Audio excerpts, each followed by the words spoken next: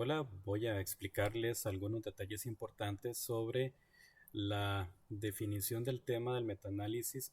También es importante para aplicarlo a la delimitación del problema y su justificación. Bueno, para eso, pues vamos a ver algunos ejemplos. Y por acá, pues el tema de un metaanálisis, pues tiene que tener algunos elementos básicos. Por ejemplo, en el metaanálisis pues tiene que estar claro la denominación de sus variables. Por ejemplo, si yo voy a plantear como propuesta para un metaanálisis, pues el examen de algún fenómeno donde hay que demostrar una relación de causa-efecto, es decir, donde se tenga que utilizar necesariamente estudios experimentales, es muy importante que se mencione en el tema a la variable independiente. Asimismo, debe de mencionarse a la variable dependiente, es decir, qué variable va a ser afectada o se espera que sea afectada por la independiente. Y además, se tiene que sugerir la relación entre las variables que se desea examinar metaanalíticamente. Mencionar la población, contexto de estudio y por supuesto la palabra metaanálisis tiene que ser mencionada como parte del tema. Bueno, vamos a ver esto un poco más claro con algunos ejemplos. Por acá tenemos algunas posibilidades. Tenemos, por ejemplo, eh, acá tenemos tres posibles temas que podríamos encontrarnos. En el primer caso tenemos efecto de programas de ejercicio aeróbico sobre la calidad de vida en población adulta mayor sana, un metaanálisis. Bueno, esto que está aquí pues me sugiere obviamente que esto va a ser un metaanálisis, pues hay que hacerlo explícito. Además, la palabra efecto ya me sugiere que pues lo que se va a examinar es estudios experimentales. No hay otra forma de demostrar un efecto de algo si no se examina estudios experimentales. Esto es muy importante tenerlo claro porque este término a veces pues, se suele utilizar de forma incorrecta. También se puede hablar sobre influencia de, pero lo más claro es utilizar efecto de para sugerir que se va a examinar una relación de causa-efecto, o sea, donde vamos a tener que examinar estudios experimentales. Nuestra variable independiente, pues en este caso son los programas de ejercicio aeróbico. Eso es lo que se estaría controlando. Acá hay que tener claro que pueden haber distintas formas de ejercicio aeróbico. No hay una forma específica única de hacer ejercicio aeróbico. Por ejemplo, se puede hacer ejercicio aeróbico basado en caminata, puede basarse también en carrera, puede hacerse al aire libre, puede hacerse en banda rodante, puede hacerse en una bicicleta estacionaria. En fin, hay varias formas de hacerlo. Bueno, esos distintos tipos de formas de hacer ejercicio aeróbico, pues vienen a ser variable, un tipo de variable que se denomina como variable moderadora. Esto después podríamos ver si tiene algún tipo de influencia en los resultados, haciendo el examen de variables moderadoras, donde estaríamos comparando pues si hay alguna diferencia importante entre hacer un tipo u otro de ejercicio aeróbico. Bueno, pero acá en términos generales se habla de cualquier programa de ejercicio que se pueda catalogar como ejercicio aeróbico. Esa sería nuestra variable independiente. Calidad de vida. En este caso, esta es nuestra variable dependiente. ¿Cómo lo sabemos? Porque es la que se busca que sea afectada por la independiente. Por eso se sugiere en la redacción que es el efecto de programas de ejercicio aeróbico, o sea, efecto de la variable independiente sobre la calidad de vida. O sea, si es sobre esto, aquí esta es la variable en la que se espera que haya algún efecto. La redacción me conduce entonces a identificar que esta es la variable que se espera que sea afectada, o sea, esta es la dependiente, calidad de vida. Y es importante acá pues tener en cuenta que calidad de vida podría ser un puntaje, por ejemplo, en una escala donde se dé un valor de calidad de vida, eh, pero perfectamente podría ser algo más complejo, donde podríamos tener, por ejemplo, instrumentos como uno muy usual en el campo de las ciencias del movimiento humano y la salud, como es el SF-36, en el cual pues se obtienen resultados de 8 dimensiones de calidad de vida, o sea, 8 variables dependientes para un constructo que se denominaría calidad de vida. Bueno, y así hay otros cuestionarios que también tienen pues una característica similar donde no se obtiene un único resultado o un único valor, sino que se pueden tener dos o más, es decir, distintas dimensiones o variables dependientes para este constructo que sería calidad de vida. Cuando tenemos una única pues variable dependiente, o sea, un solo valor, estamos ante una variable que se examina de forma unidimensional, o sea, de una sola dimensión, unidimensional. Pero cuando tenemos dos o más variables para examinar este fenómeno, o sea, dos o más dimensiones, como por ejemplo el caso del SF-36 y otros instrumentos para este aspecto de calidad de vida, ahí pues diríamos que esta característica se examina de forma multidimensional. O sea, entonces podríamos tener características examinadas unidimensionalmente y otras examinadas multidimensionalmente. Bueno, para efectos de hacer un poco más parsimonioso o simple un título de un estudio, es importante pues que también aprovechemos constructos para poder resumir esa cantidad de información, porque si no se nos haría larguísimo el título y eso también dificulta la lectura y ahuyenta a lectores. Eso también es importante tenerlo claro a la hora que se diseña el tema. Por eso entonces acá hablaremos de calidad de vida. Pero ya en la metodología va a tener que quedar muy claro si vamos a estar trabajando con estudios que examinan calidad de vida de forma unidimensional o multidimensional, según el tipo de instrumentos que se estén aplicando en los estudios que vamos a incluir. Muy bien, eso es importante tenerlo claro. Así hay otros constructos que podemos encontrar a nivel psicosocial o en el campo de la salud, pues que pueden tener esta particularidad, que podríamos tenerlos en algunos casos examinados de forma unidimensional y en otros de forma multidimensional. Bien, entonces esto es algo que el título no me va a decir. Por eso es importante que yo sí lo tenga claro, que esto después va a estar definido y tiene que estar definido y debidamente justificado en la metodología. Otro componente importante es, como mencionábamos antes, pues la población y su contexto. En este caso hablamos de que es una población que es adulta mayor. Claro está que hay toda una delimitación de qué se va a entender por persona adulta mayor, porque no hay un límite que se pueda aceptar universalmente de que a partir de los 60 años o de los 62 años o 63 pues ya todo el mundo se puede catalogar como persona adulta mayor, ¿no? Hay distintos criterios para esto, entonces es parte de la delimitación que se vendría a justificar en la metodología, ahí donde se tiene que justificar esto. Pero en términos generales hablamos de adulta mayor. Y pues esto es como para ubicar un poquito a la persona que lee el tema, para que más o menos tenga una idea de con qué población vamos a trabajar.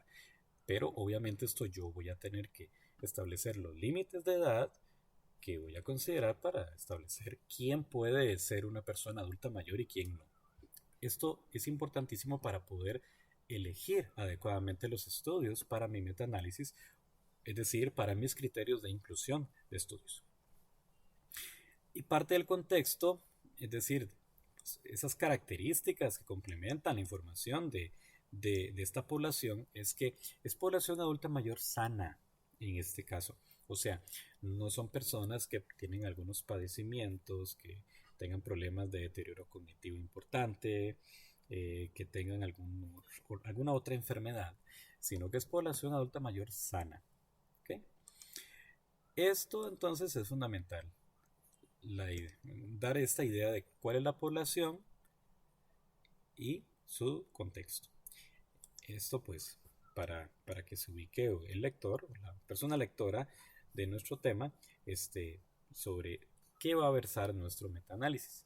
Bien, en el segundo ejemplo tenemos un análisis comparativo de los efectos del ejercicio basado en caminata y el ejercicio contra resistencia sobre la presión arterial, un metaanálisis de evidencias científicas. Bien, acá pues casi me fue un detalle, esto debería ser 2 puntos, no punto y coma, ahí me disculpo. Bien, entonces nuevamente acá tenemos la mención de las variables.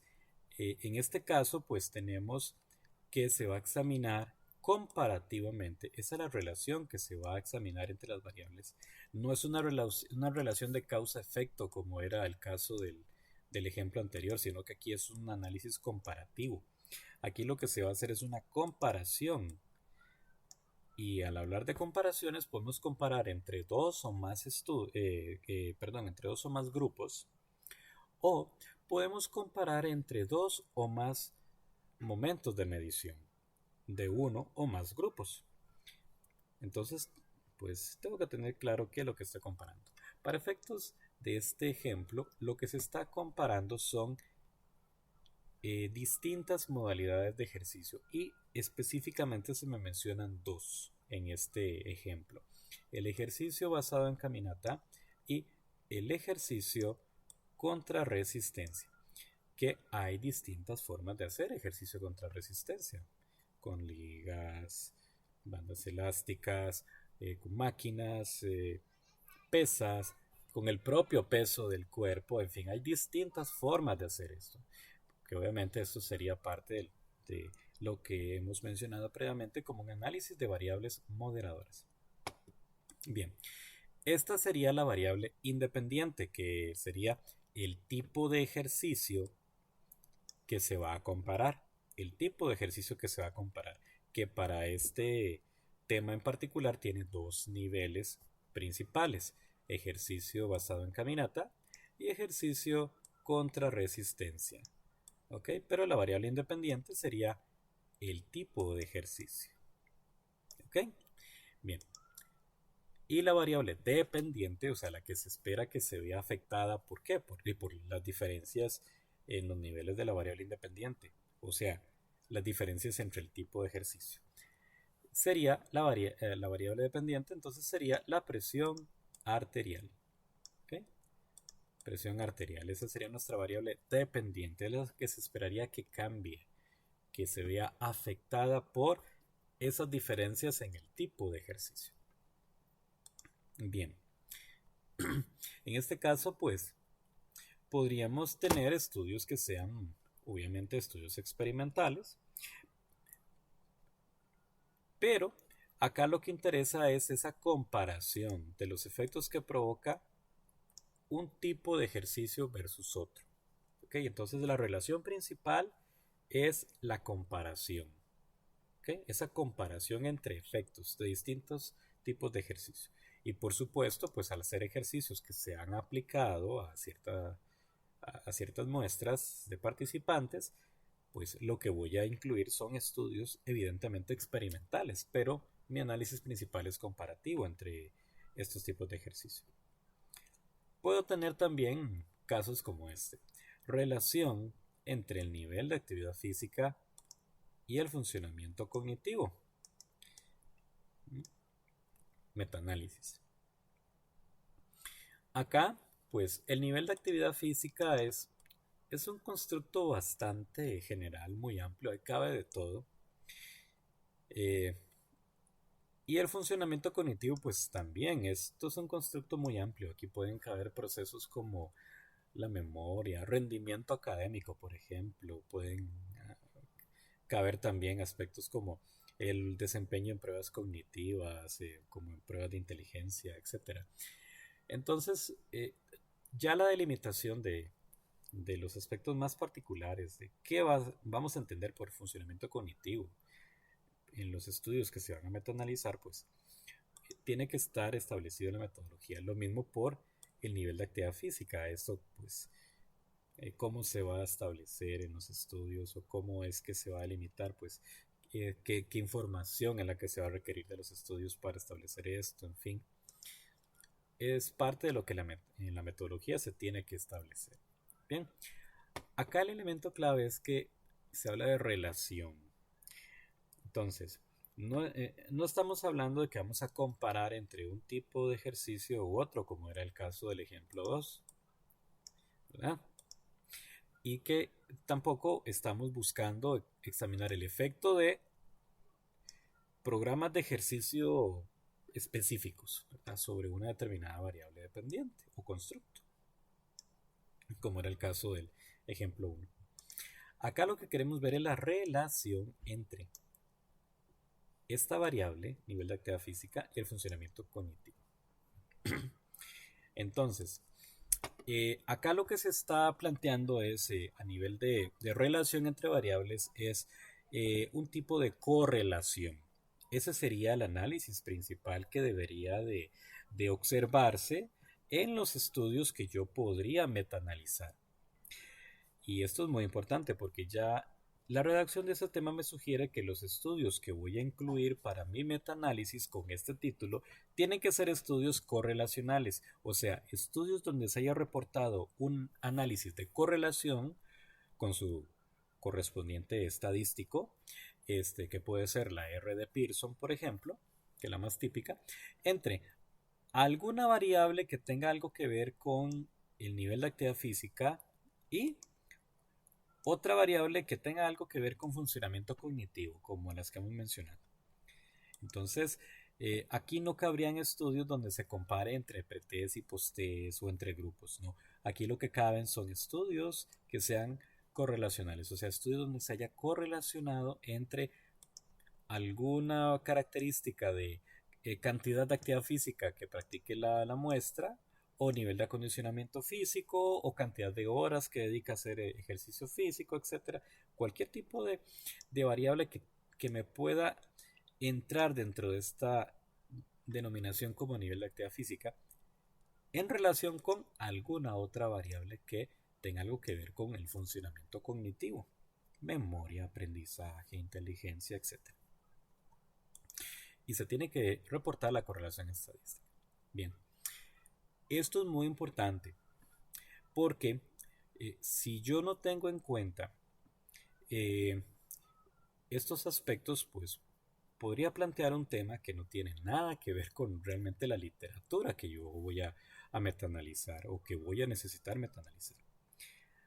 Otro elemento importante acá y que se deriva de esto, bueno, de hecho está implícito en lo que hemos explicado, pero lo vamos a explicitar acá, es que debo tener alguna idea de cuál es el diseño estadístico de los estudios que yo debería de incluir de acuerdo a lo que yo estoy planteando en mi tema de metaanálisis. O sea, para el primer caso,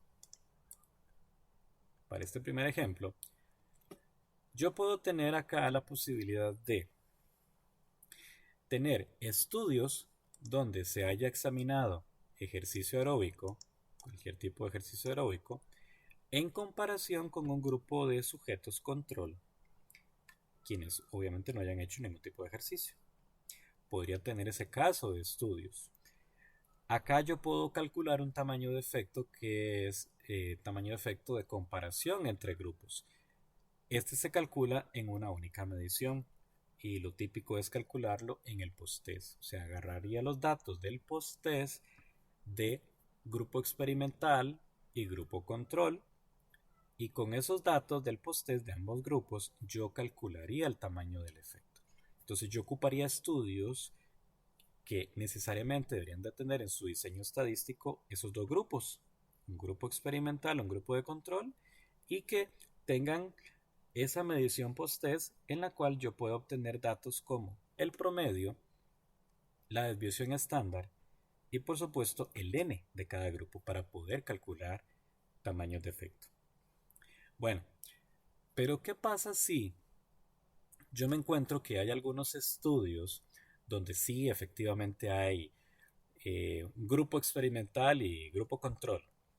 Pero hay otros estudios donde yo solamente me encuentro un grupo de sujetos que recibieron el entrenamiento físico aeróbico y no hay un grupo de controles contra los cuales se les haya comparado.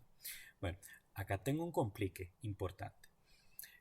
Entonces, yo ahí tendría que hacer otro tipo de tamaño de efecto y ya no me serviría el tamaño de efecto de comparación entre grupos, porque no en todos los estudios yo tendría esa posibilidad de hacerlo.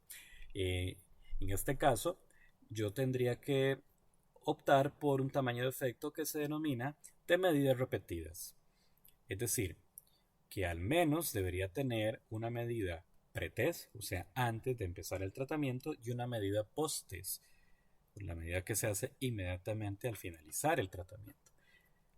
Y esto me permitiría calcular un tamaño de efecto de medidas repetidas, donde lo que se compararía es el pretest y el post-test de cada grupo. Y así yo podría metaanalizar perfectamente estudios que tengan dos grupos o más con estudios donde se tenga un único grupo, porque no habría ningún problema con eso, porque lo que yo estaría obteniendo es un tamaño de efecto de comparación entre mediciones, no entre grupos. Bien, estos detalles yo tengo también necesariamente que tenerlos claros, porque en mucho me podría afectar cómo redactar un tema, porque esto ya me determina por dónde podría ir o no mi intención de hacer el metaanálisis, ¿verdad?